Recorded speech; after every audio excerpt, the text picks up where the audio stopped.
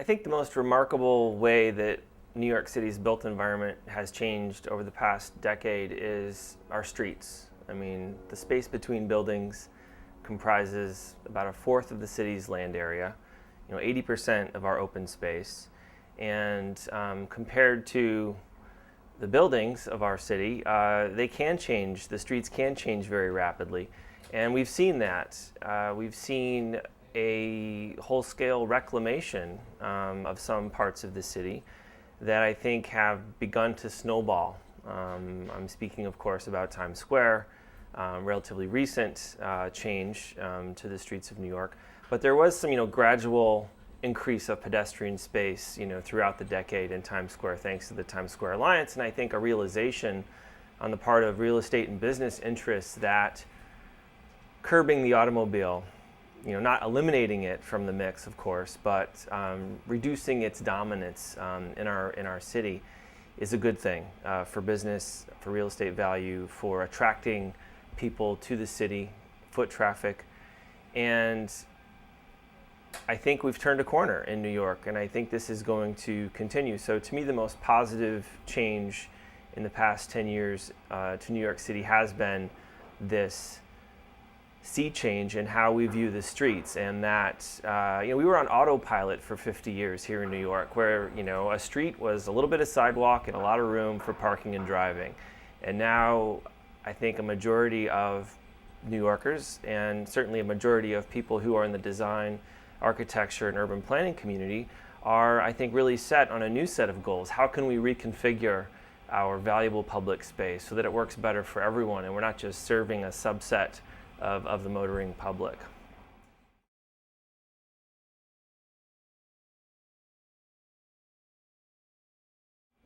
That's a tough question because I think it's so dependent, whether or not a site or a neighborhood is intensively preserved or more intensively developed, I think has so much to do with local context and community opinion and an articulation of the larger development goals. But I think one thing you can say about that issue citywide is that there's still, in this day and age, there is not enough transparency when it comes to deciding the fate of parcels, neighborhoods throughout the city. It's still a very opaque process. Even just setting the goals for what we want our public space or our private development space to achieve for our city. And historically, I think tax revenue or perceived tax revenue, future tax revenue, has been the primary driver of what happens development-wise in our city.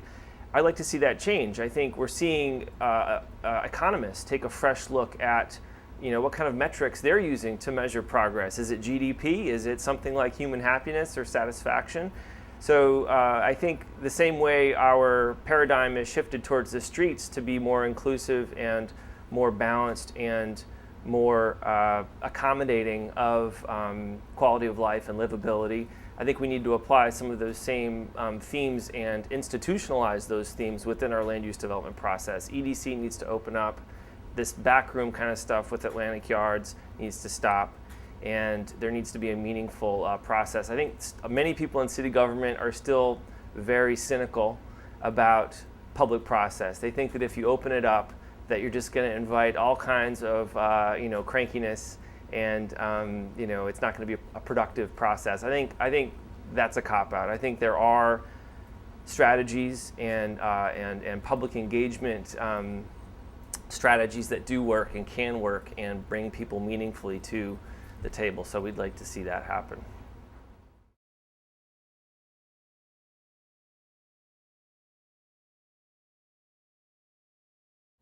I think from the perspective of the street, there has certainly been an elevation in the quality of attention and design, everything from materials to the palette of geometric treatments that our streets are getting. Whereas before the city only worked in asphalt and concrete, now they're working more in brick and in bluestone and granite, and creatively tweaking a lot of the federal and state guidelines about what you can do with the street from a safety point of view.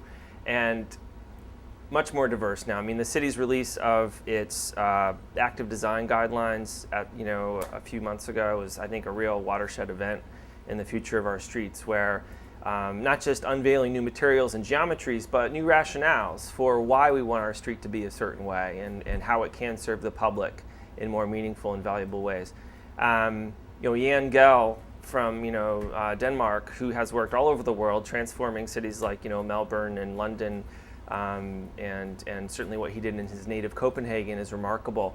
But I'd like to see more superstars of the streets, and not just the Garys of the world, because I think the streets in many ways are a unexplored palette compared to buildings, and they can change more rapidly, I think, than buildings, and really impact more people's lives. I mean, the design of a street, to a large degree, it dictates, how active you are, how interactive you are with your neighbors and your fellow citizens, how many calories and how healthy you are, how much carbon you emit, So the design of the street can really, I think, establish the feel of a city even more than its buildings.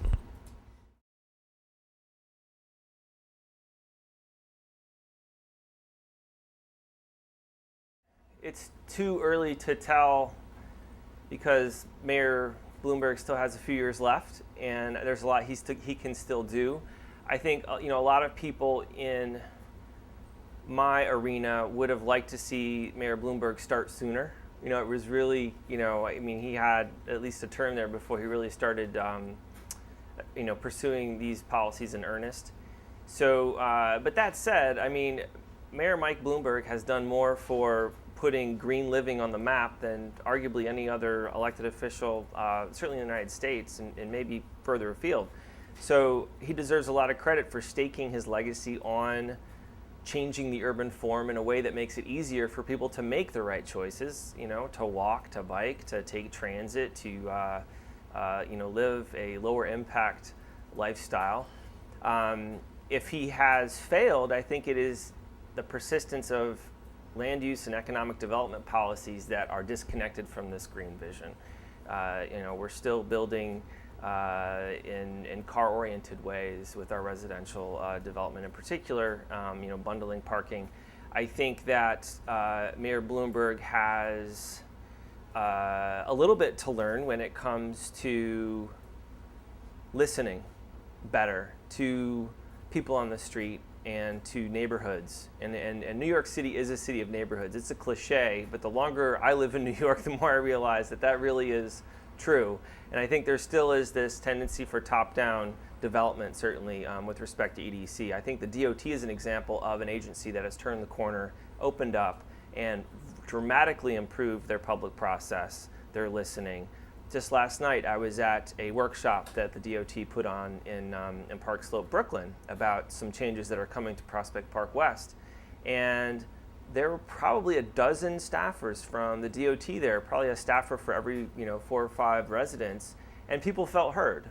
Not everyone agreed with the new protected bike lane that's coming to Prospect Park West, but people really felt heard. And I think it's that kind of granular public interaction that other agencies under Mayor Michael Bloomberg should learn from.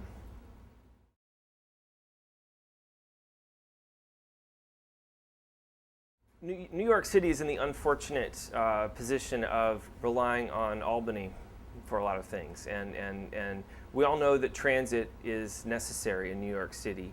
Our dense urban form doesn't work, without transit. I read a stat the other day that even if a small fraction of people who are currently taking the train, 5%, decided to drive instead, we would need several more Queens Midtown tunnels and a few more bridges just to accommodate that influx. And so, our density is only livable because of our transit system, and it's only economically viable because of our transit system. And too much of our transit system, virtually all of it, is in the control of Albany. And so right now, with the dire financial straits our state is in, I know that I'm not alone when I worry about the future of our city, because if our subways and buses continue to deteriorate, more people, I think, are going to take to their cars.